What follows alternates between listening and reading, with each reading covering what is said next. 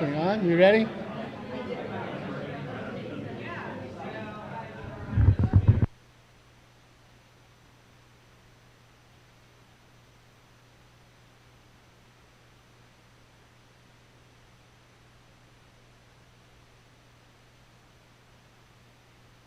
Off? Yeah, I guess. Good evening, everyone. Please come in, take a seat, make yourself comfortable. Welcome to the Master Planning Committee public hearing.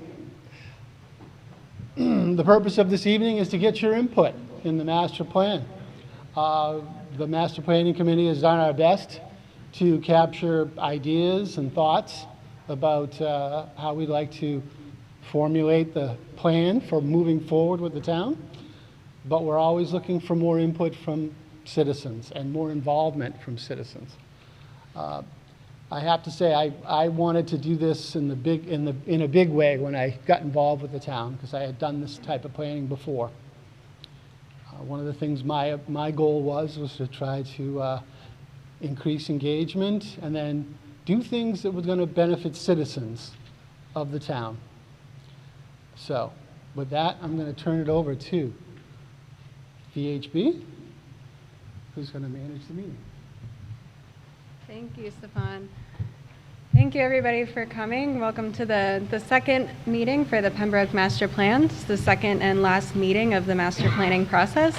We're really thankful to have community members, all of you here with us tonight, members of the Master Plan Collaboration Committee, additional community members that are joining us online. This is a hybrid meeting, as well as members of the Planning Board. So thank you for taking the time to be here and provide your feedback with us tonight.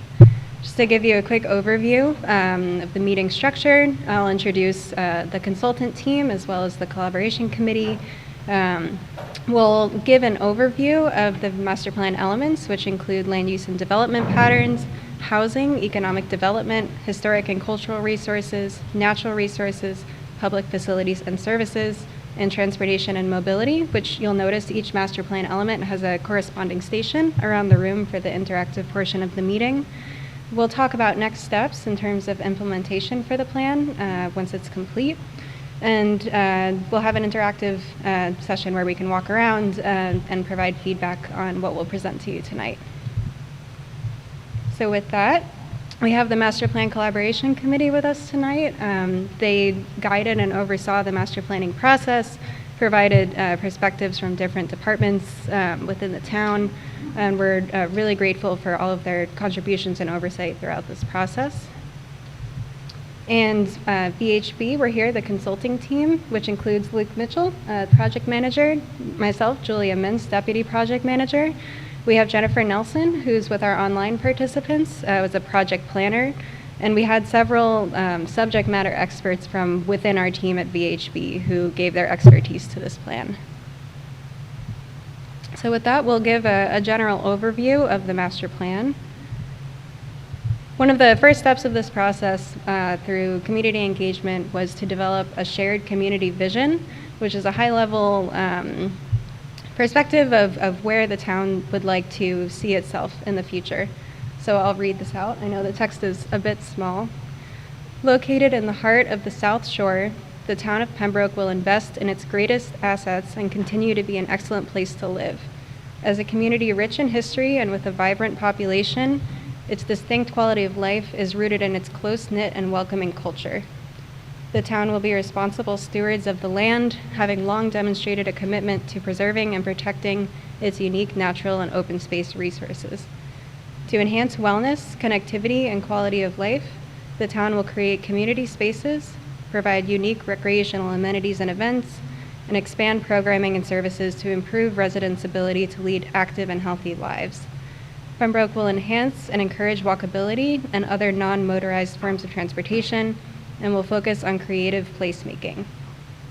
Citizens will continue to enjoy a feeling of safety and security throughout the town, supported by modern and readily available emergency services. Young and growing families will be further provided with a quality education for their children. Seniors will benefit from a robust network of support systems and services. Throughout the year, Pembroke will conduct, support, or encourage various exhibits, events, and programming that preserves and celebrates its history and culture.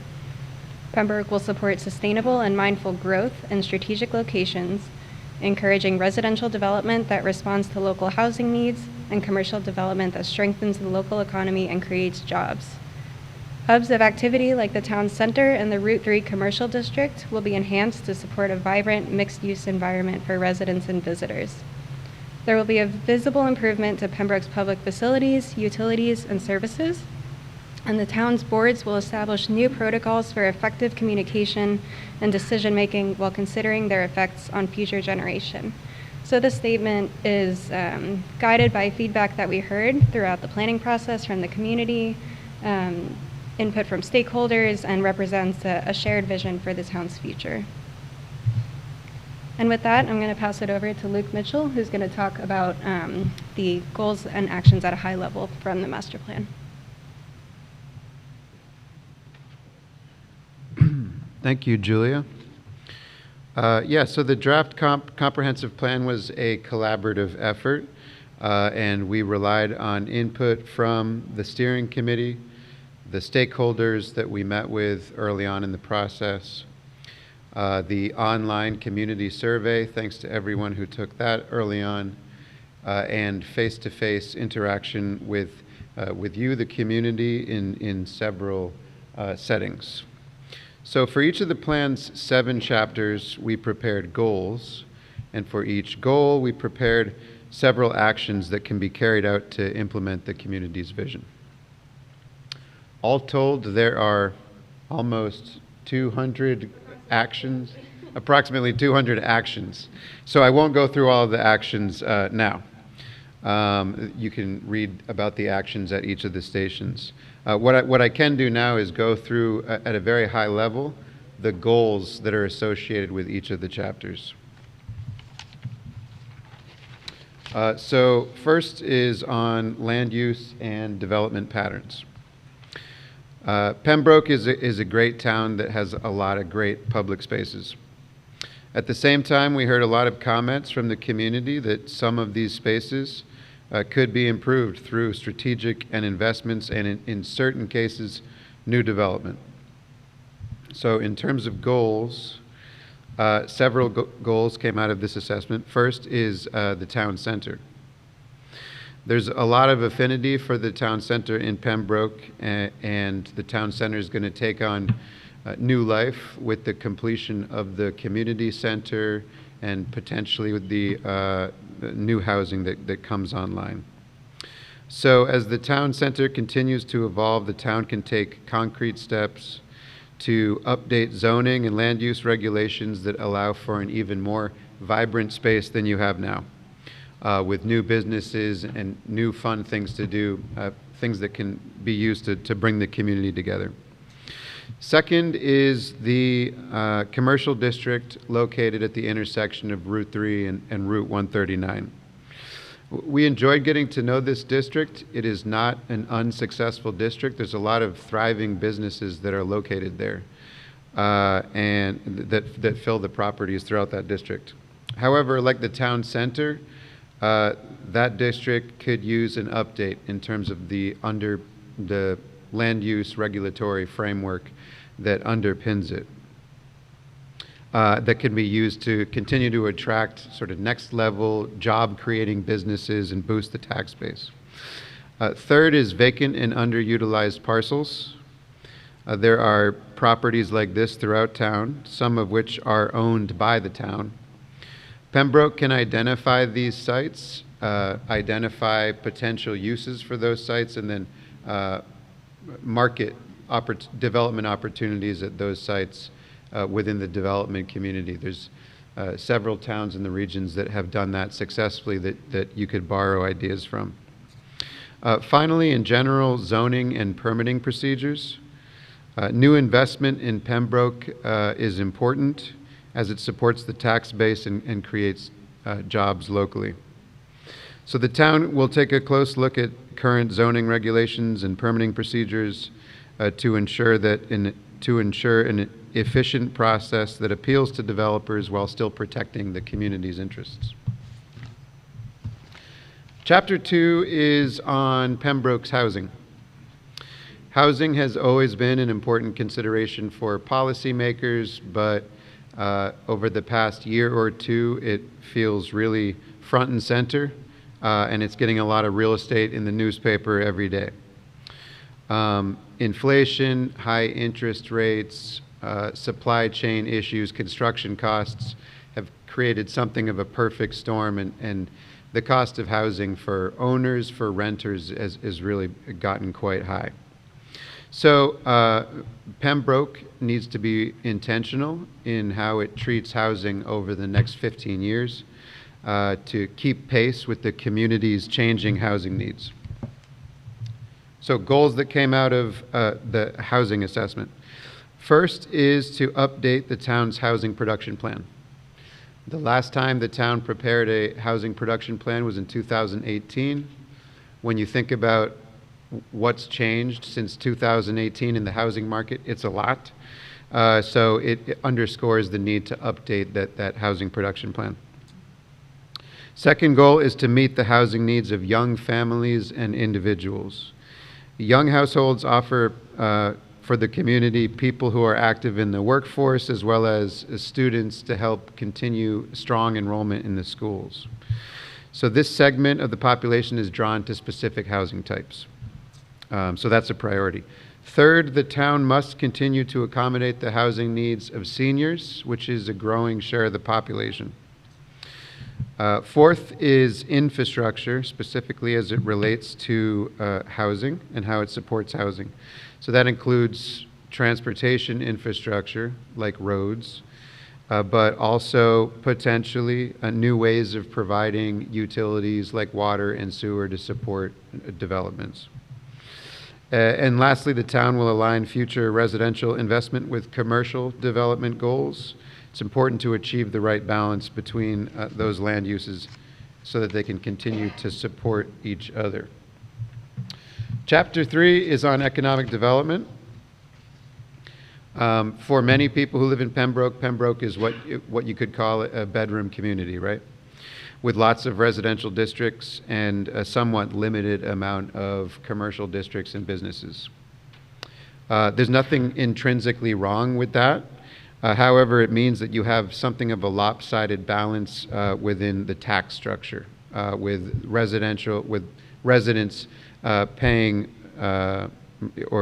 with most of the tax burden being placed on residents instead of businesses. So for that reason, it's critical to continue supporting a thriving local economy. Goals associated with this chapter. First goal is to promote development that boosts the tax base and increases the availability of jobs. This will have a positive impact on everyone in the community. Second is to support the local workforce. This can include classes, training programs, partnerships, to make sure that the residents of Pembroke have the skills needed to become or stay gainfully employed, sometimes locally. Third is to encourage younger people and families to move to Pembroke. This goal will sound familiar. There's a similar goal in the housing chapter, but it's important for housing and it's important for the community and the economy. Fourth is to strengthen the network of local businesses. Any business owner will tell you that even though they compete with one another, they also rely on one another. And there's some great interaction already. So the goal here is to build on that partnership. Fifth goal is to promote and manage tourism in Pembroke. So tourism brings dollars from outside the community into the community. Great if Pembroke can really lean into this, and this ties into other chapters as well. And finally is grant opportunities. Most every town in the state relies heavily on grant funding from the state in order to build infrastructure, to do planning studies, and to advance its goals. So the idea here is that Pembroke can evolve its process of how it treats the process of going after grant funding and making sure that it's done efficiently and effectively, because at the end of the day, with 351 cities and towns throughout the state. There's a lot of competition for those grant dollars. The fourth chapter is on historic and cultural resources. The work of preserving history and culture is carried out locally by several groups, including the Pembroke Historic Commission, the Pembroke Historical Society, Pembroke Cultural Council, and the CPA Committee. The town has several great designated historic assets, along with many other historic assets that have been officially documented. And throughout the calendar year, the town sponsors several really well-attended and fun events that are integral to the town's culture. So goals for historic and cultural resources. First goal is to empower the local stewards of history and culture to do even more than they're currently doing, which is a lot to begin with. But if they can have expanded programming, that would be a great thing. Second, Pembroke will expand upon its documented historic resources. There are many historically significant properties that haven't yet been documented, including a wide array of properties from the 20th century that have a lot of value and should be considered. Pembroke also needs to leverage this history and culture to foster a stronger sense of place in Pembroke. This can be accomplished through education and information campaigns. And finally, the town will work to promote stronger links between historic preservation and economic development, because when done right, preserving history can have a profoundly positive impact on the economy. Fifth chapter is on natural resources. So Pembroke, as you all know, has a broad array of pristine natural settings and open space amenities. This includes both town-owned properties and privately owned properties, some of which are publicly accessible. So these publicly accessible open space resources can be used by residents for active recreation and passive recreation. As we prepared this chapter of the master plan, we leaned heavily on the recently completed Pembroke Open Space Plan, which I think was from last year, which was a great plan. So a lot of what we have in this chapter echoes that planning process. The first goal for natural resources is to protect water resources, open spaces, and agricultural lands. This can be accomplished through several concrete actions, such as updating the zoning bylaws and making strategic property acquisitions to support preservation efforts. Second is to expand connectivity within the town's various natural spaces. A couple of dimensions to that. One is wildlife connections, identifying wildlife corridors and making sure that they're protected and supported. And then on the other hand, you also have recreational and programmatic connections and tie-ins between parks and trail systems. In other words, how are the people using the space and making sure that that's well connected. Third goal is to improve accessibility in the open spaces in Pembroke. We heard a lot about this from people, making sure that regardless of someone's level of ability, they're able to access these great spaces. Fourth is about stewardship. Natural assets will certainly best be protected if there is a strong awareness of and sense of shared responsibility for these assets. Fifth, maintaining and enhancing partnerships. There's several local and regional associations and trusts that we've learned about during the process, which are doing great work.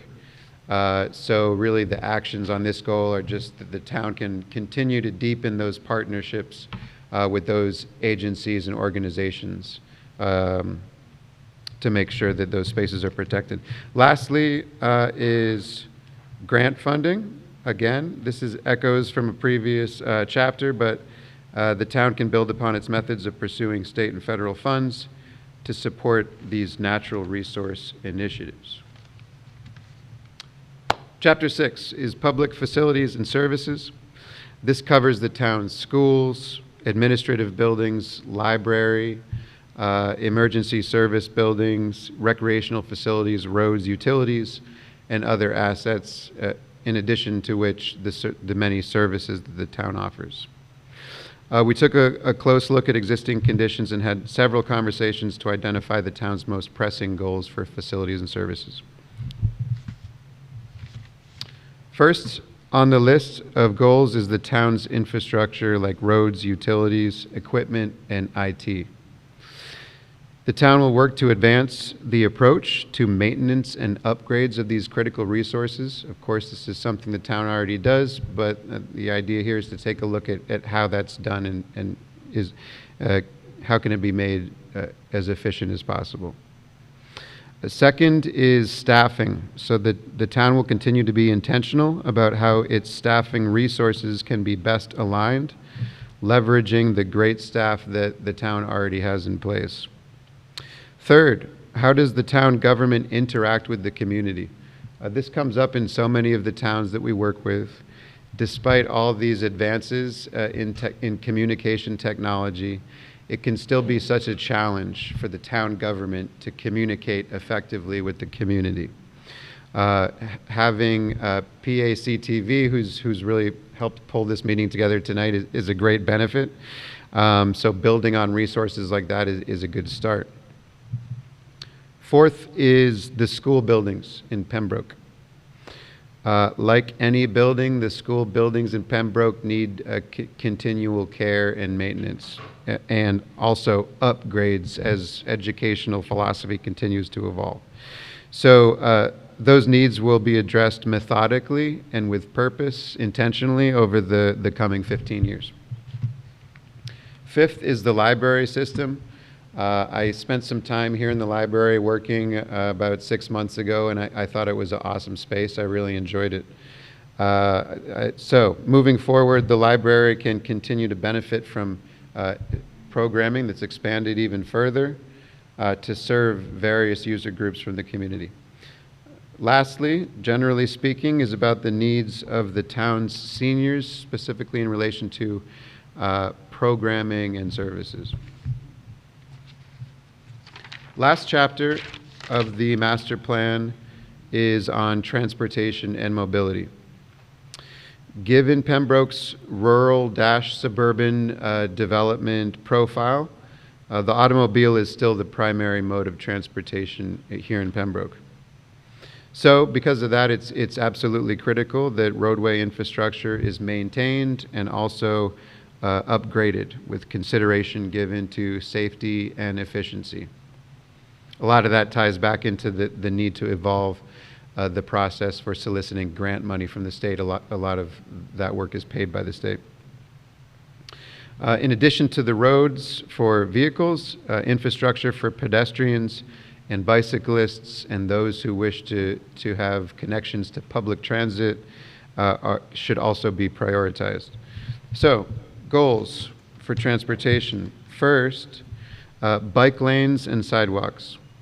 In 2018, the town prepared a bike and ped connectivity and livability study. This was a great start. I think after 5.5 years, it probably due for a refresh, and take a close look at that and really lean into those objectives. Second is roadway conditions within the vicinity of schools. This has been getting a lot of attention throughout the state right now, and there's a lot of dollars to support work in this area. It's really a safety issue, and making sure that you have separated lanes for vehicles, pedestrians, and bicyclists within the vicinity of the schools. Third is the transportation needs of seniors. The town will commit to identifying these needs and prioritizing them. Fourth is improving access to public transit through a continued relationship with GATRA and an even stronger relationship with GATRA than exists now. And really that's all about communicating what the community needs to GATRA, and then also publicizing the availability of GATRA's services within the community. A lot of people might not even be aware that it's there to support them. Fifth, as I mentioned earlier, is roadway programming. So this isn't just about repaving. It's also about street lighting and signalization, crosswalks, and other upgrades. Sixth, EV charging. The town will find ways to support Pembroke's EV car owners with new chargers in strategic locations. This is another thing that there's a lot of dollars that are out there to support the work. If you can pull together a plan and apply for grant funding, then there's federal and state dollars. Seventh is key corridors. These are streets that have the greatest level of importance in Pembroke in terms of traffic, access to businesses, etc. So, for example, last summer, if I recall, a lot of work was done on Center Street. So similar efforts should be undertaken for other key corridors in town. And finally is parking. The idea here is to take a fresh look at how parking is being required of new developments.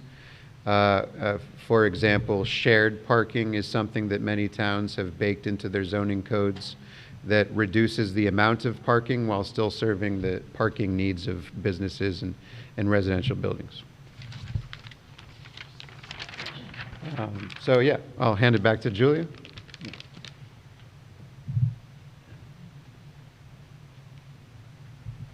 Thank you, Luke. So before we move into the interactive portion of the meeting, we'll go over the implementation aspect of the master plan. So one of the most important characteristics of a master plan is that the document is actionable, that all of the goals and actions that you see around the room can be carried forward by town departments, by champions within the community to help realize the community vision and these goals. So the full master plan is available on the master plan website, which we'll share the link to before the end of the meeting. And this document contains an implementation matrix as its final section.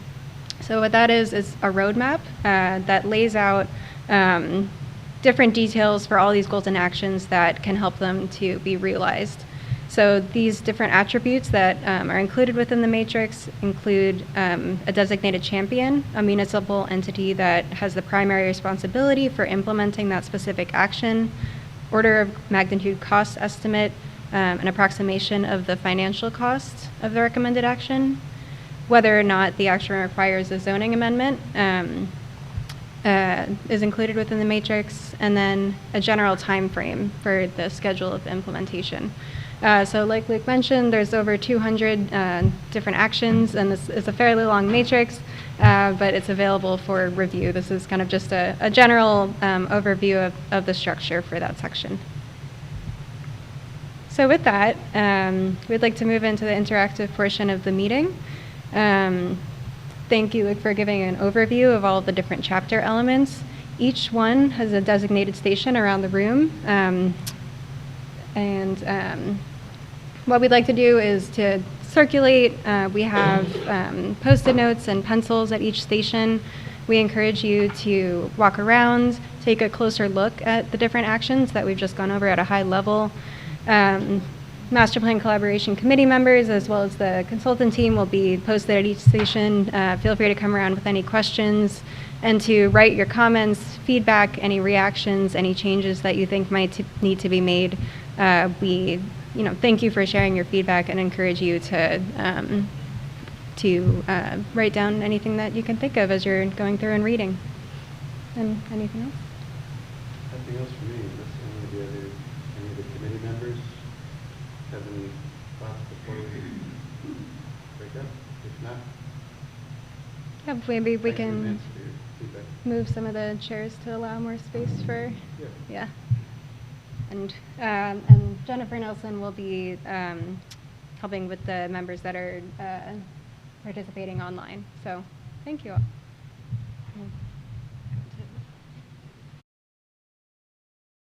Hi, everyone who is online. I don't know if they can hear me in the room still. But I can share some slides that I have here with the goals and action items on it, and we can have a discussion about the implementation matrix that Luke and Julia has reviewed.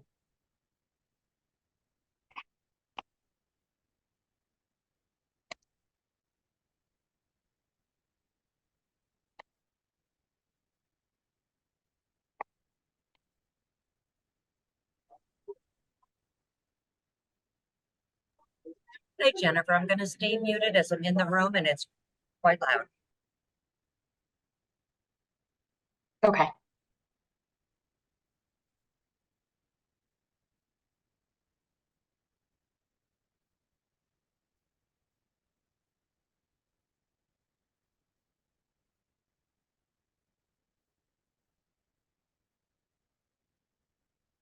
I don't know if people can see my screen here.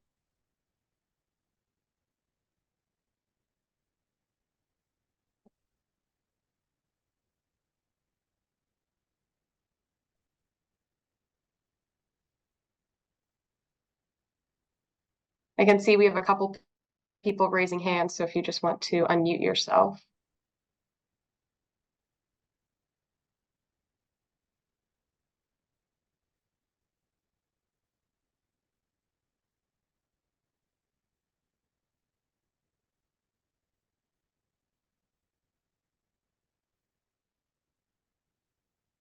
Hi, Jennifer. Can you hear me? Yes, I can hear you. Would you be able to go more into the plans for sidewalks? It's kind of funny because I was talking to someone today about the town of Pembroke and the number of sidewalks we have in the town. I'm particularly interested in plans for areas like West Elm Street, where it's beautiful to walk, but in some way not safe to walk because of the traffic that's going by and the rate at which they travel. Right, right.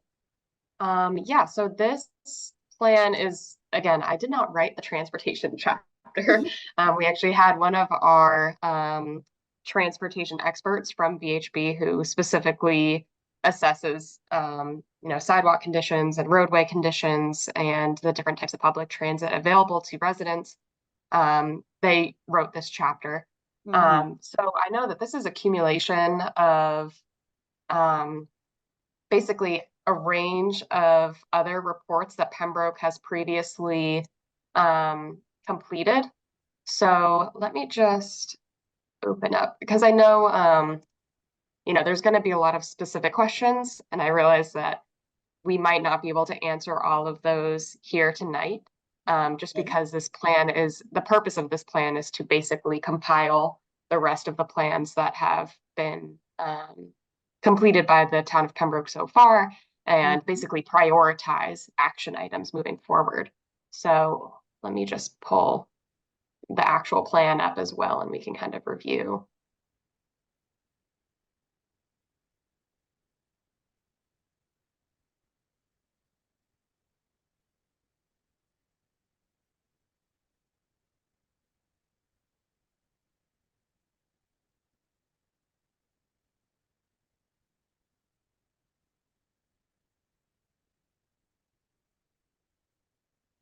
Would there be anything on this end that we could do, Jennifer, to help?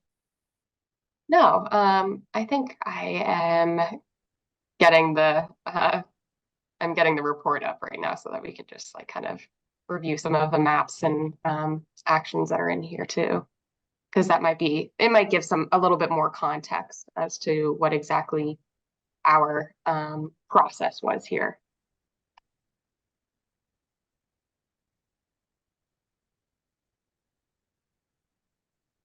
Sorry, just bear with me for a minute here.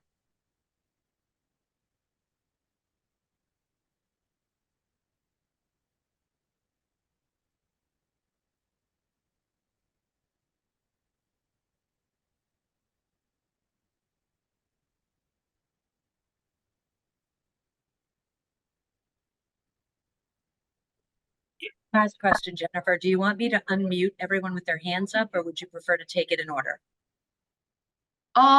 Let's take it in order. So I just wanted to first show, I wanted to answer Angela's question about transportation. So we did review a lot of the previous plans that the town had created. So the community development plan, bicycle pedestrian connectivity and livability study that was finalized in 2018. So these reports, I would say, are a little bit more specific and get into the nitty-gritty of where exactly the sidewalk gaps are. So I think this would potentially be a better report to review in order if you have questions about specific roadways. In here, we do have maps of, where are the sidewalks, and there are some goals and action items addressing where the town could go to pursue additional funding to make these improvements that are already outlined in other previous plans. But I would say for very specific questions such as yours, Angela, I wish I had more information for you about what exactly the plan is for those sidewalks. But I think that's going to be an ongoing conversation with the town moving forward as they pursue additional funding from the state and federal government. But I can tell you that there is definitely a lot of focus on safe roadway safety. There's a program called Safe Streets for All, and a lot of money is being channeled through that program to try to improve sidewalks and pedestrian and bicycle infrastructure along roadways to specifically address safety concerns of residents and municipalities. Okay, thank you. Are you ready for the next one? Yeah.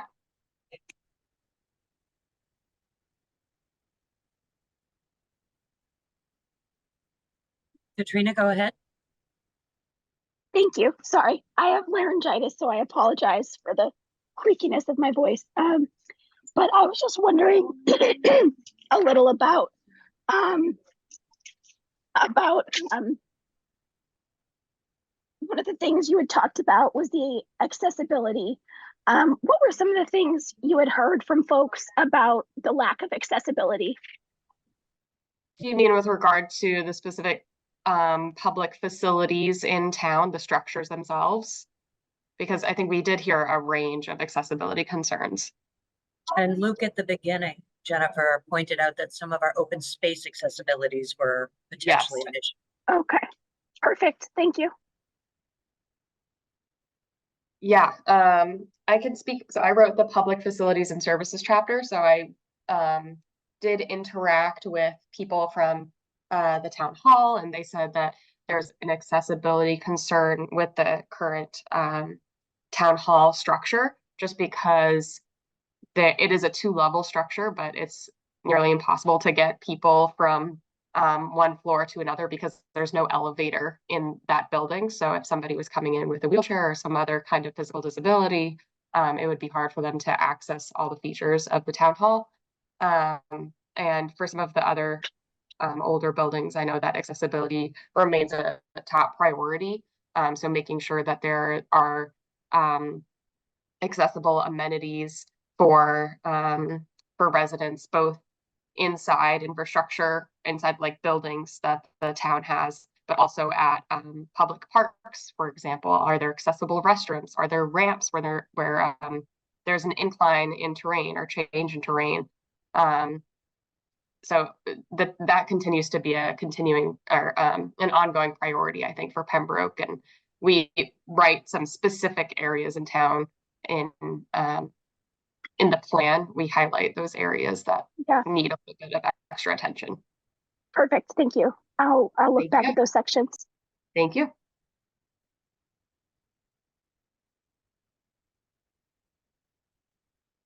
Any other questions or concerns that you'd like to discuss with Jennifer?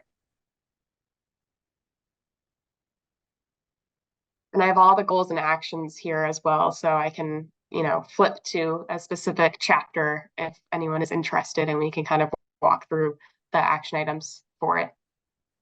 Hi, Jennifer, it's Angela again. Hi, Angela. I'm a realtor and I do a lot of business in Boston. And Boston gets a lot of grant money to help first-time home owners to purchase homes. I know from listening in on the meeting, there's a push to get young families into Pembroke. Do you Yes. know if there are any grants or if anyone is exploring that avenue to get grant money to help first-time home buyers to purchase homes in Pembroke? Within the town, let me see. Again, I'm going to kind of refer back to the report because I did not specifically write Mm. that chapter, but let me see too. Because I know that funding, throughout the state, there continues to be a housing crisis. So there's a lot of work ongoing to kind of address some of these challenges. Right. So I don't know if Sabrina, if you know specifically within the town, if someone is kind of the withholder or a holder of that information who potentially helps facilitate those kinds of application processes. I am not specifically sure, Mhm. but I can write that question down too and also get back to you with information I was going to say at from this my point, team.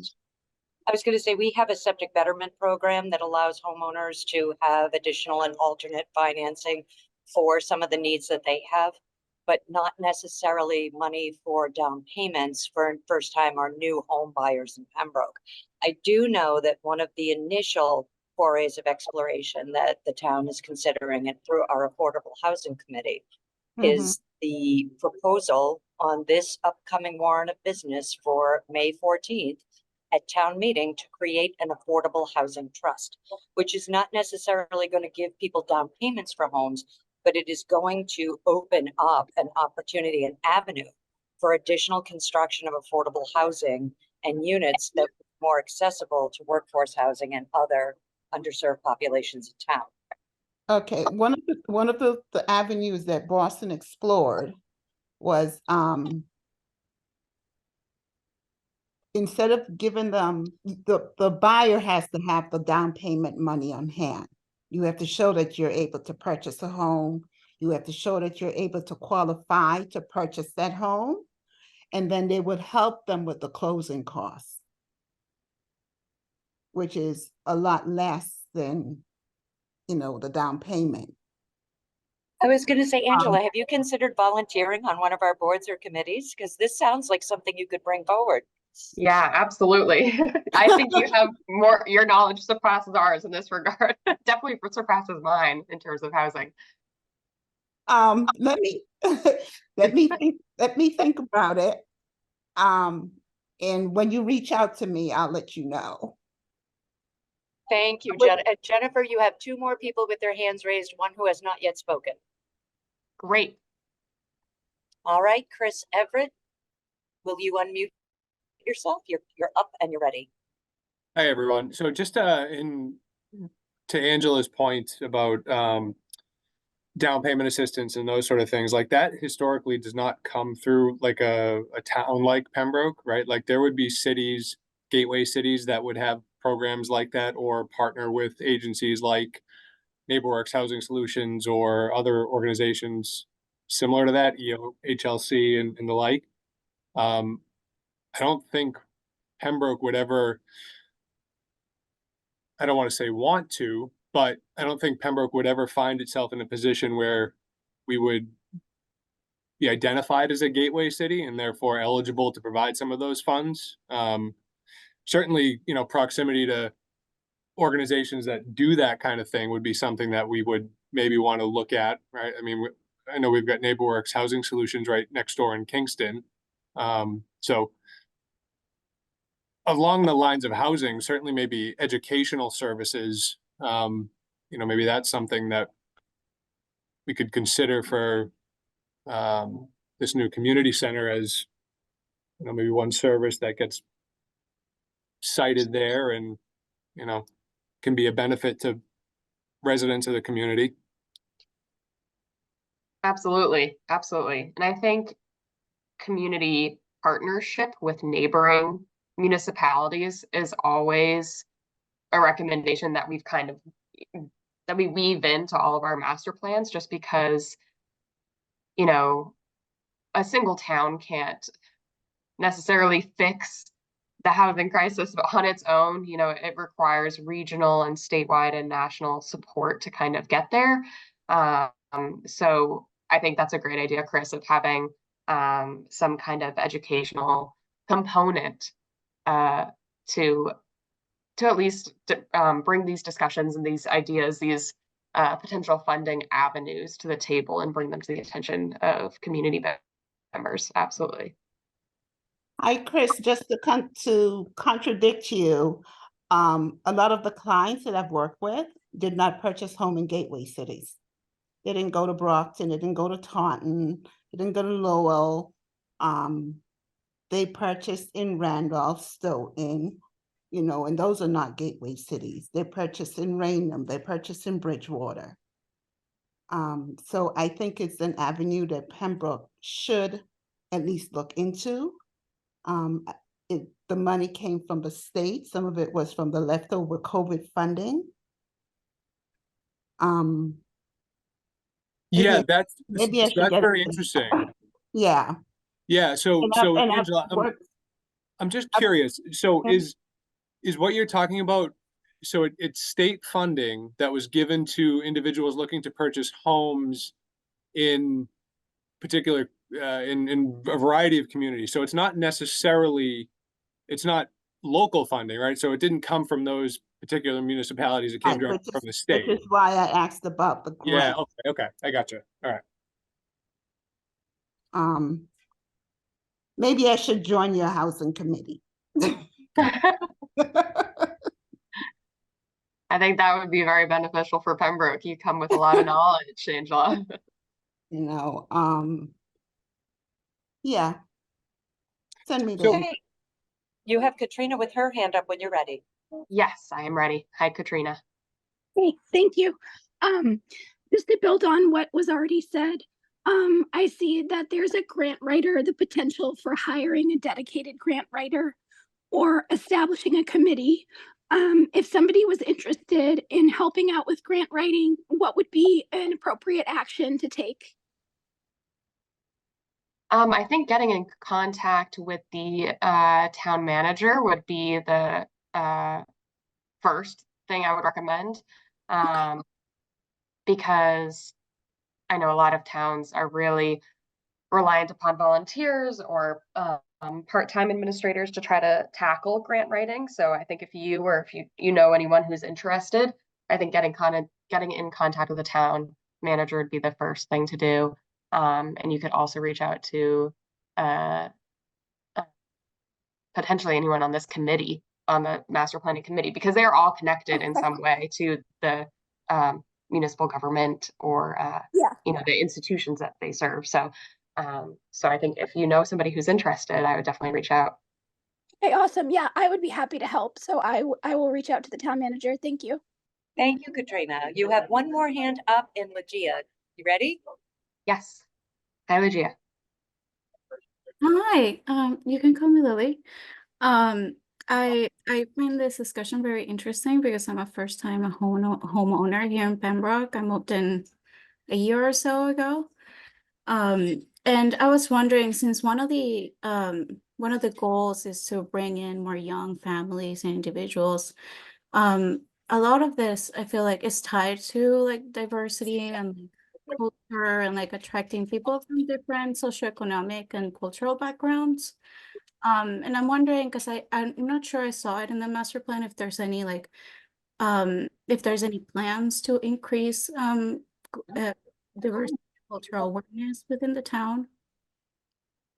Sorry, could you repeat the last part of that question? At the very end, it kind of cut out a little bit for me. Sorry. Yeah, I'm wondering if there's any plans or any goals within these major goals to increase diversity and cultural awareness within the town. Of other initiatives, yeah. Yeah. So I think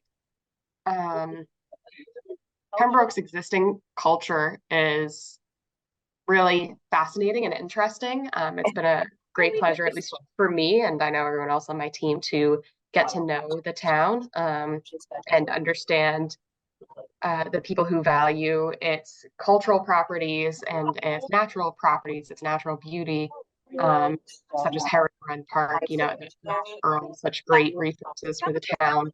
Um, so I think there's definitely a sense of, for goal 4.3, establishing a sense of place for Pembroke's residents. But I used to have to I think it's a dust. priority So for we'd when blow we it up. refer to Pembroke residents, we're And then- referring to all of Pembroke's Oh, residents, the right? name, the two So I think women things were such as fantastic. Yes, integrating yes, translation yes. See, services, I think that's going to be one huge lives on. for I know. Pembroke, and that should be They're something that they very impactful look on that. for and Oh, kind of gosh. highlight in future years. Anyway, And then also And then Meg establishing Ryan and and promoting Meg Dwayne. links between historic preservation and economic development. So that could be including minority-owned businesses in the area. So I think it's kind of it isn't specifically called out in these goals and actions, but it is woven into every stage of the report to be inclusive of those with disabilities, inclusive of those who speak different languages, who are moving into the United States for the first time. So that's kind of the approach that VHB's team took and that the Master Plan Collaboration Committee took to creating this report. The wife is. Does that answer your question, Lily? Yeah, thank you. And I have another unrelated question, but if anyone else has another question related to this, I can wait. Driving in their big red. Oh, I remember that. Yeah, they were Austrian. I was just wondering if we could mute whoever is the background noise. It's hard to hear. Mute the background noise. Sorry.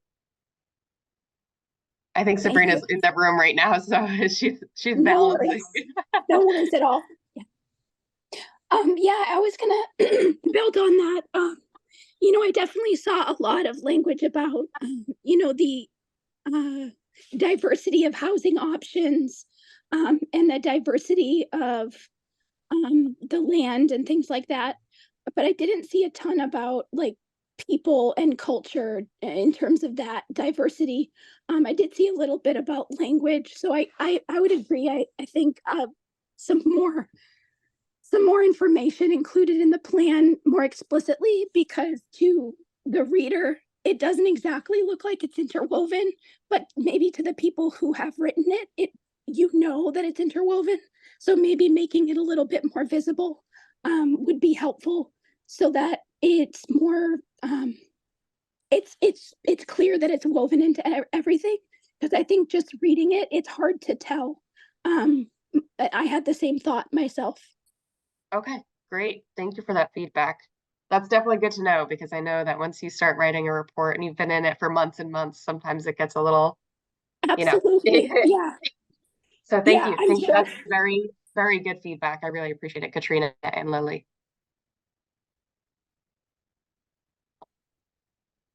And I know, Lily, you said you had an unrelated question. Yeah, thank you. I really appreciate the discussion. So I initially I agree with the comment about the sidewalks. I live close to the Massachusetts fields, and it would be really nice to be able to walk over there or have somewhere to walk my dogs. So Absolutely. yeah, so it would be great, especially since it's a public space and there's like places where you can walk in the forest behind it. And in relation to that, I know that there's efforts for the conservation of these like forests and increasing people coming in and stuff. And I just wanted to suggest, because going into them, at least the ones across from the next to the Mataquisset field, I haven't seen anywhere where like we can dispose of like dog waste or just like trash bins or something like that. And I have heard complaints about waste, and that makes it unattractive. So I just wanted to, not, it wasn't necessarily a question, but maybe like a suggestion of maybe more like public waste bins. Absolutely. I think that's a great idea. And these are things that, we could do as much research as we can, but of course, you as the residents who live close to these amenities know the condition of these amenities better than anyone. So thank you so much for that input. I think we can definitely add a line in there about that. I would add to that, I would say the same at, Tubbs Meadow. Usually that trash can is overflowing. Not usually, it has, I've seen it that way in the past rather. And then there's also the wildlife refuge on, it's the one that has the tower. I forget the name of it all the time, but it's on that street that goes to past the volunteer fire station.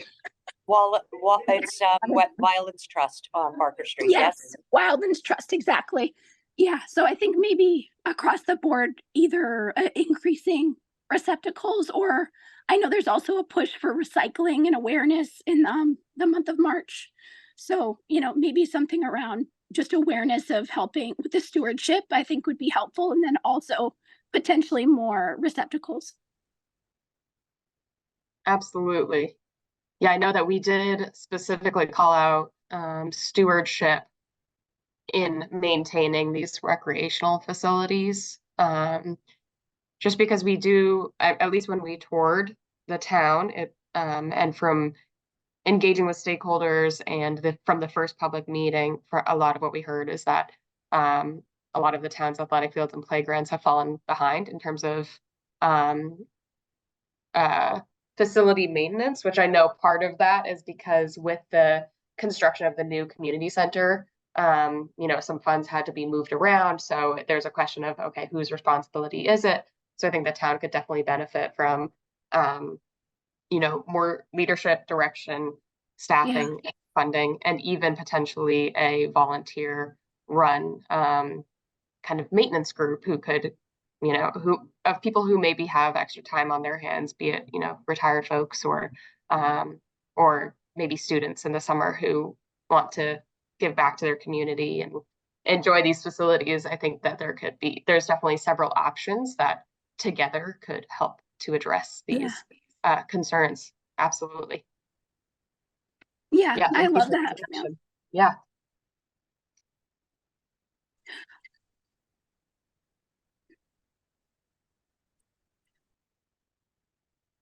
And I can't see if anyone else has their hand up right now. I'm trying to.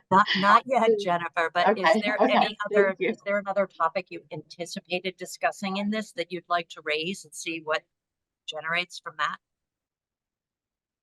Yeah, I'm going to jump back into the slideshow too. I know we talked a bit about housing. In terms of economic development, do you feel like these goals and action items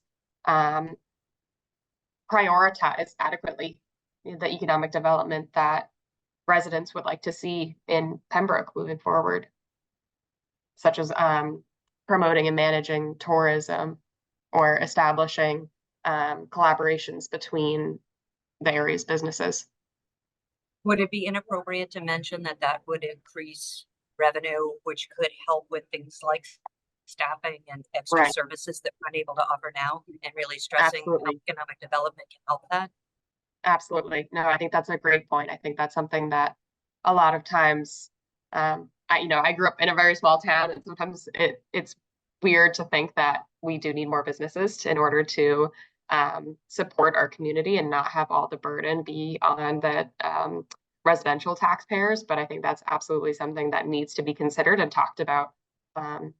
Even in small towns, it's really important to have the businesses, and you can integrate businesses and support businesses and encourage new business owners to come into town and not change the character of the town in doing so.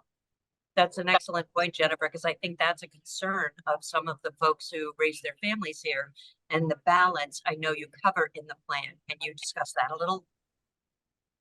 The balance between economic development and maintaining small town character. Yes, ma'am. Yeah, absolutely. I mean, I think that's part of the bigger discussion around land use, and determining, through plans like this, establishing what residents would like to see in terms of types of businesses. I think that goes a long way in encouraging and kind of directing which business owners may want to come into the town. So I think if, residents are able to share their voices and participate in active community discussion, I think you can really create or foster, the kinds of economic growth that the town specifically wants to see. And you can kind of direct and cater that growth in a certain way. So I think so it's far, what important has your feedback been my feedback for from the balance? the residents on the questionnaires with the plan in terms of what kinds of economic development they'd like to see? Is there anything to discuss there? I think it's mostly still maintaining the small scale, like family-owned businesses, retail.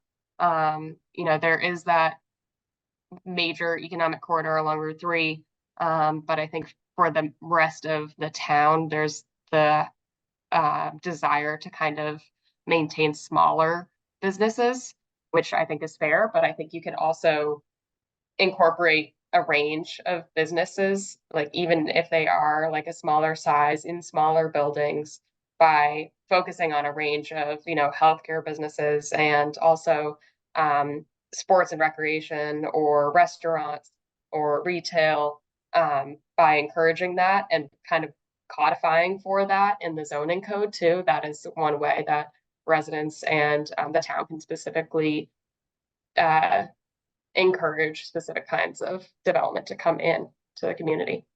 And I think along Route 3 too, there was, some conversation of, there's some like industrial properties along Route 3, and many of them are vacant. So encouraging land that is already developed upon to have some kind of new ownership or to encourage new businesses to come in and fill those vacant slots. I think that should be a priority for Pembroke over, there's a lot of priority to save and conserve natural land. So instead of potentially developing on some new, that new land that would have otherwise been conserved for natural resources, by looking towards infill development or encouraging businesses to redevelop land that was already previously developed. I think that's one way that you can kind of balance the economic growth and, maintaining the current character of the town. No, that's That's a great excellent. And idea. have you had other experience with other communities where they've struggled with similar issues and you heard something that was just revolutionary? Absolutely. I mean, I think that's a big challenge for a lot of communities, especially in the Metro Boston area. Balancing, especially with populations that are moving out of the city and moving into these smaller communities, with more people, it puts a lot of strain onto current infrastructure and current businesses there. So you kind of have to figure out unique ways to level up. But I think the communities who work closely with their chambers of commerce too, and who create ties between the school systems, the chamber of commerce, the libraries, and who really kind of share the information of what they hear in town. I think those are well positioned to bring in businesses that cater to their residents' needs. I'll have to get back to you on specifics. No worries. No worries. Angela, did you want to say something? Yes, Jennifer, along that line, the old Christmas tree shop location, Okay. is there plans for that? Because I think that would be a great area to put something in that families with children, teenagers, young adults could go to. Because right now, I am the mother of, well, used to be a teenager, is a young man now, but they go out of Pembroke because there's nothing in Pembroke for them to do. Right. Yeah. So they travel to other communities and spend their dollars there. So I was thinking that location right off the expressway, like you said, it's already developed. There's a great parking lot, a huge building, to put something in there that's interactive so our kids could go there and, let off some steam. Jennifer, do you Absolutely. mind if I throw something out? And I don't know that this is going to wind up being relevant in the long haul, but Angela, the select board was approached by a business owner who asked them to go to town meeting and get another package store license for that location, which is not what you're talking about. I'm sorry about that. But Yeah. as far as I know now, it's still up in the air what the future of that's going to wind up being. But Mhm. to your point, and I'm going to be quiet now so Jennifer can answer, what is the way to appeal to a business where you could try to bring someone in? And what kinds of thoughts do you have surrounding those kinds of businesses that would be, as Angela put it, for the underserved age groups in our town, but could bring in business revenue, so forth? Right. So that is a very loaded question because now we're getting into a specific site. And VHB does some site planning, and I've worked on some site plans, and it's interesting because it comes down to ownership and what the owner of that land and of that property, wants to do with that. But I think if you can engage again through chambers of commerce or maybe even working with like regional planning agencies, sometimes they have some insights um, into types of businesses that are growing in popularity in the region and can kind of provide some guidance in how to get connected with people who may be looking for new spots to grow. I know one thing that's popular with people my age in their like 20s and 30s is like microbreweries. Like people are talking about that because it's a place where you can go for food or drinks, or it's a place where you can be social with other people. So I know that there's like different trends that kind of come up and sway down, and so being able to have a space that can adapt to multiple uses, I think is the best way to move forward with a site that is central in town and right off of Route 3. So there's many ways to handle a site plan, but there's many factors involved, like ownership and money and who's going to pay for it, and should it be redeveloped, or can we use the property as it exists and just change the facade. There's many different discussions to go on there, but I totally agree that if it is an underused property and it could be changed and better address the needs of residents and specific populations that may otherwise be underserved. I think that's totally a conversation that people could bring up with their chambers of commerce just to gauge interest of potential buyers in the area who may be interested. Katrina has another question. Go ahead, Katrina. Sure. Yeah, I was just going to add to that in terms of some of the data that was in the master plan, and also what I know as a parent, it would be great to have is a public pool, something like that was mentioned, a public pool or splash pad, or even indoor recreational facilities. Like if it was something, obviously we're going to have the community center, so it would have to not overlap. But I see exercise facilities as well. So maybe some sort of mixed use situation that addresses some of the major recreation areas that folks in Pembroke said were needed most. So I appreciate the conversation. So I will give some feedback to the Chamber of Commerce based on this. Thank you. Absolutely. I have to say mixed use is definitely I can say this because I'm a planner. I'm very much in favor of mixed use as much as possible, just because it usually brings together, like the name, it brings together a mix of different uses. So people that kind of development caters to several different population groups at once, usually. So I think that's definitely a great idea. And I would definitely be interested to learning more about the Christmas tree shop Yeah. site. So it sounds like it could be a great opportunity for Pembroke. We have a shy question coming in from outside. As far as business goes, Jennifer, is the fact that Pembroke is a septic town and does not have a central sewer going to be an issue that we face, bringing in some of the larger businesses we might want to appeal to? With my very limited knowledge of septic and sewer, I would say that it really depends on the type of business that is coming in, and what their facility or their property will be used for. Obviously, if you have manufacturing or industrial uses, it's going to require a lot more water and a lot more septic power. Our So finance committee really did try to push for a little while the concept of a hotel, having a yeah, stopping place along Route 3 that's a break off on the highway at Pembroke. right. Yeah. So I mean, I think there are definitely ways that you can work around not having a municipal sewer.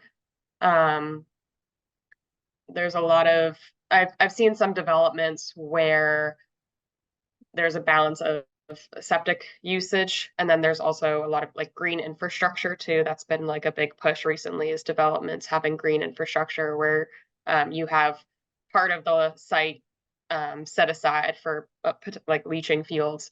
So there's definitely ways to work around it. It just involves some kind of unique like architectural features or uh like site planning sometimes. So I wouldn't say it's necessarily, I think, there are benefits to having sewer. But I think that the town without sewer could still bring in new businesses, and through creative site planning, still maintain, have everything be safe and up to code, without a sewer system. Okay, thank you. Katrina, did you want to follow up? Yes. One thing that I know, I was just thinking about, capitalizing on our water areas. I wonder if we've thought about uh, getting with a canoe and kayak rental situation that could be a moneymaker for the town in some way. I know that there's the town landing, and in the past they've had some, for, I don't know if they were for borrowing or what have you, but just thinking about the ways in which we can use our natural resources to build revenue for the town. I think that's a stellar idea. Active recreation, especially in Massachusetts, I think in the summers and falls Right. is key. People want to be outside. Yeah. And I've seen some really cool, I'll have to find this article, but I think, the city of Boston has some like storage lockers where people can rent Mhm. canoes or paddle boards. So I think Yeah. even having something as simple as that And could and go a long way. and so sorry to cut you off. It builds on Pembroke's history because it used to be like a vacation town, right? And Right. so I feel like that could be really powerful and a moneymaker. So also Yeah. helpful. Yeah, absolutely. I totally agree. And I think that could be a great conversation to have with the recreation committee in town. Yeah. Thank you for letting me know which committee. I will write that down as well. Thank you. Yeah.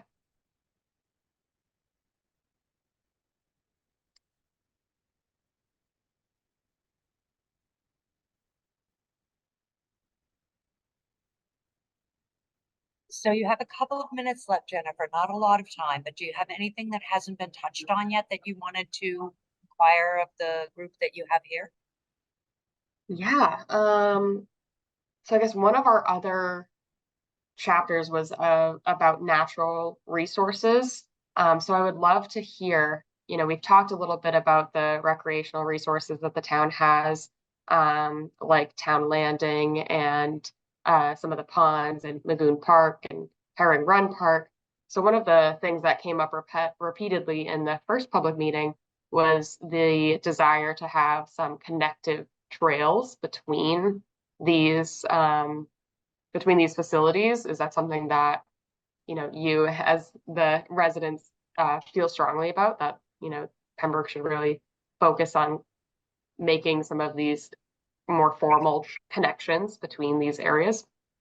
That would be great. And actually something that I've wanted, having like been walked around in them a bunch when I was little, it would be awesome to be able to connect like it may connect, but I'm not sure, from the herring run to the wild whatever that thing is. I keep forgetting the name.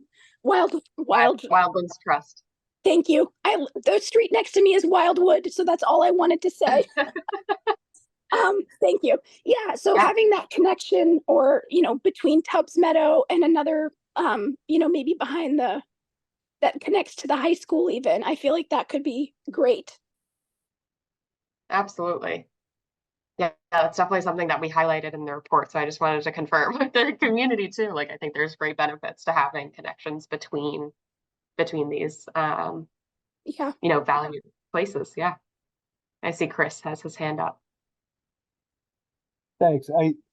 So yeah, the public land and access to it, I've been a resident of Pembroke since '96, and it's something that my family and myself use quite a bit, whether it's just, walking through there solo or with our dogs or whatever it might be. The thing that I'm interested about is accessing public land for the use of hunting. So, was there any discussion given, or anybody, in the initial meetings where that was brought up? I think connecting some of these properties like Willowbrook and the Herring Run and all that sort of stuff is great. My concern would be that as we, spread out and bring pathways to connect these places, that we lose access to the minimal public land that we have presently for the purpose of game hunting. That is a great question, and something I would have to get back to you on, because that wasn't really brought up in many of the conversations that we had with stakeholders, like with the recreation committee. I would really like to learn more about that. So can you tell me where hunting is currently permitted?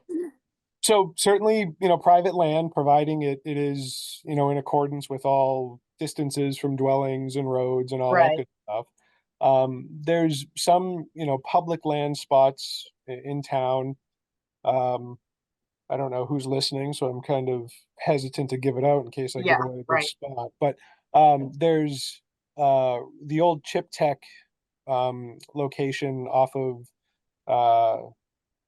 Washington and Pleasant Street, which is 200 and some odd acres. It's the old Stumptown Pond area. I know there's quite a few people that hunt out that way, whether it's deer or waterfowl or whatever during given seasons. Obviously, that's not necessarily one of these areas that I think we would maybe try to connect to Right. Other things, and there's other places around town. Yeah. Yeah. I think it would all those connections would have to be very mindful and planned out, so that other activities on the area, such as game hunting, are not. And it could be done, because I know, like in Norwell, a town, couple towns over, Right. they have similar open space areas and conservation land and with trails and whatnot, and they do allow in certain areas, hunting on portions of those properties where there are trails. So it can be done, and it can be done in a way that's effective and safe, and easily managed. Right. Very good to know. Yeah. Taking note of that right now. Thank you. I did see hunting at one time in the report. It was listed under, somebody listed it under which recreation asset do you think the town needs? I think but it was under other. So it seems like maybe there weren't too many responses, but it did come up. Okay. Thank you, Katrina.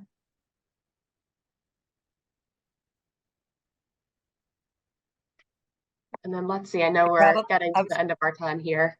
I was going to say, I think you only have 4 or 5 minutes left to wrap up. Is there any last, words?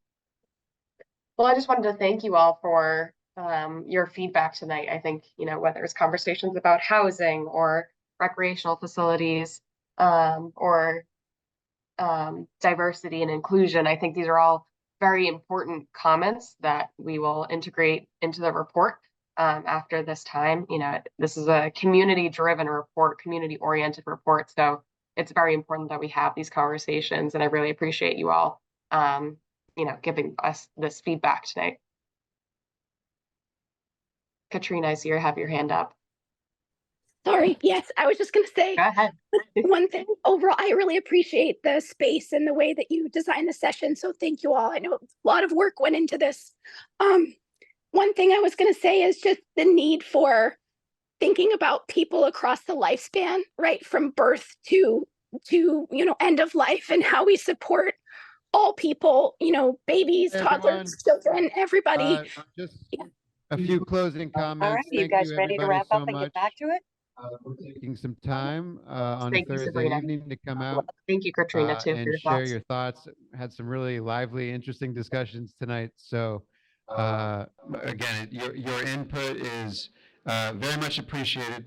So in terms of our process, we are on the last stretch of our process. The plan is in a final draft format, as you can see around the room. So what we have in front of us for Julia and I and the rest of the team, we're going to take what we heard tonight and go back and do one final pass at the master plan, making any updates based on the comments and discussions that we've had. And that final document will be available for review. So that's the planning process. What comes after planning is implementing. And that's a whole bigger challenge than planning, which is, okay, you have a lot of actions that have been articulated. How do those get carried forward? So we're going to stay in touch with these